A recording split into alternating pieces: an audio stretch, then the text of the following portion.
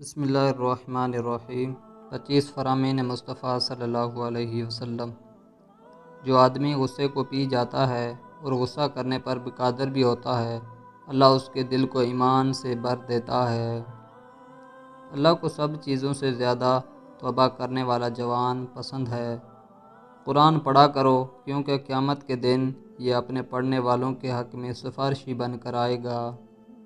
جو شخص حق ہوتے ہوئے جھگڑے کو ترک کر دے، اس کے لیے جنت کے درمیانی حصے میں مکان بنا دیا جاتا ہے۔ جو مسلمان اپنے مسلمان بھائی کی غیبت کرنے سے باز رہے، اللہ اس کو دوزخ کی آگ سے ضرور بچائے گا۔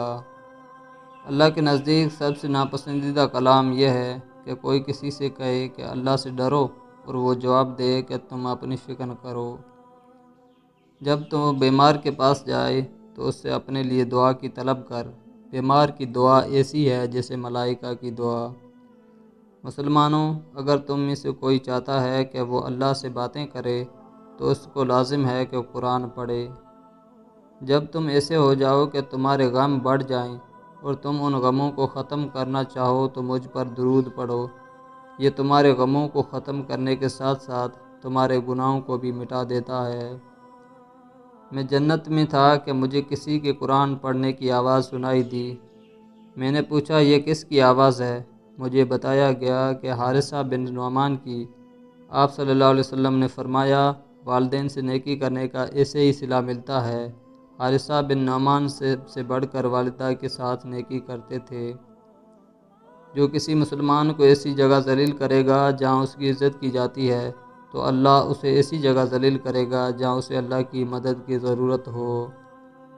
جو شخص بیٹیوں کی وجہ سے آزمایا گیا اور اس نے اس پر صبر کیا تو وہ بیٹیاں اس باپ کے لیے آگ یعنی جہنم سے رکاوٹ ہوں گی۔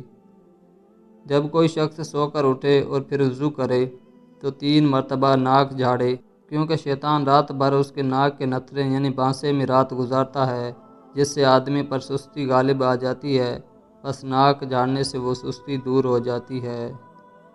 قیامت کے دن مومن کے میزان میں حسن اخلاق سے زیادہ وزنی کوئی شے نہیں ہوگی۔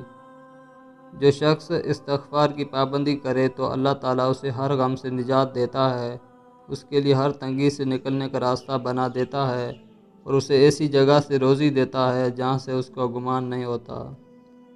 اللہ تعالیٰ کے ذکر کے سوا زیادہ گفتگو نہ کرو، کیونکہ اللہ تعالیٰ کے ذکر کے بغیر زیادہ کلام کرنا دل کی سختی کا باعث ہے اور سخت دل آدمی اللہ تعالیٰ سے بہت دور ہوتا ہے۔ قیامت کے دن جنت کی طرف سب سے پہلے وہی لوگ بلائے جائیں گے جو ہر حال میں اللہ تعالیٰ کی حمد کرتے ہیں۔ جن لوگوں کی زبانیں ہمیشہ ذکر الہی سے تر رہتی ہیں وہ مسکراتے ہوئے جنت میں داخل ہوں گے۔ آزمائش جتنی سخت ہوتی ہے اس کا بدلہ بھی اتنا ہی بڑا ملتا ہے۔ اللہ تعالیٰ فرماتا ہے، میرا بندہ فرض ادا کرنے کے بعد نفل عبادتیں کر کے مجھ سے اتنا نزدیک ہو جاتا ہے کہ میں اس سے محبت کرنے لگ جاتا ہوں۔ نبی کریم صلی اللہ علیہ وسلم نے فرمایا، میرا پیغام لوگوں کو پہنچاؤ، اگرچہ ایک ہی بات ہو۔ جس نے 3 جمعے سستی کرتے ہوئے چھوڑ دیے، اس کے دل پر مہر لگا دی جائے گی۔